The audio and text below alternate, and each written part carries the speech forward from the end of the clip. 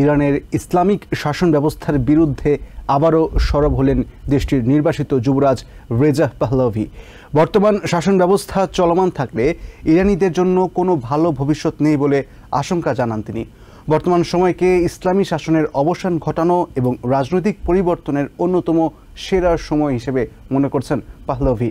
মঙ্গলবার এবিসি নিউজকে দেয়া এক সাক্ষাৎকারে জনগণের মধ্যে একতা গড়ে তুলে সামরিক বাহিনীর সহযোগিতায় শান্তিপূর্ণভাবে সরকার উৎখাতের পরামর্শ দেন নির্বাসিত যুবরাজ।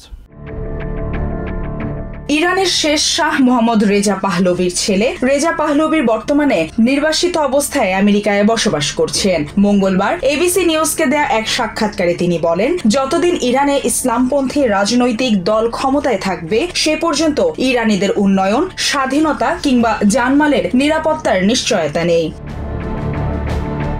বর্তমান সময়কে ইসলামী শাসন ব্যবস্থা অবসানের উপযুক্ত সময় হিসেবে আখ্যায়িত করে সবাইকে ঐক্যবদ্ধ হয়ে সামরিক বাহিনীর সহযোগিতায় শান্তিপূর্ণভাবে সরকার উৎখাতের পরামর্শ দেন তিনি।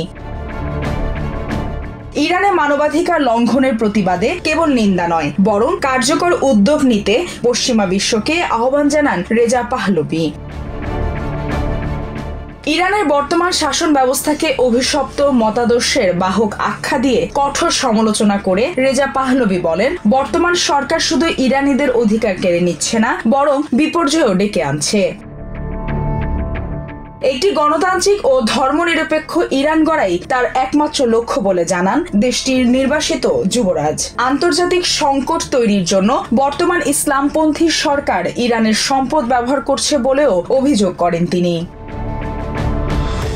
ইরানের রাজনৈতিক পরিবর্তনের এই ডাক নতুন কিছু নয়, তবে আন্তর্জাতিক পর্যায়ে রেজা পাহলভির সক্রিয়তা অনেকেরই দৃষ্টি কেড়েছে। তিনি দীর্ঘদিন ধরে ইরানে ধর্মনিরপেক্ষ ও গণতান্ত্রিক শাসন ব্যবস্থার পক্ষে সোচ্চার। তার মতে, ইরানের ভবিষ্যৎ নির্ভর করছে এমন একটি পরিবর্তনের উপর যেখানে সরকার জনগণের ইচ্ছায় চলবে।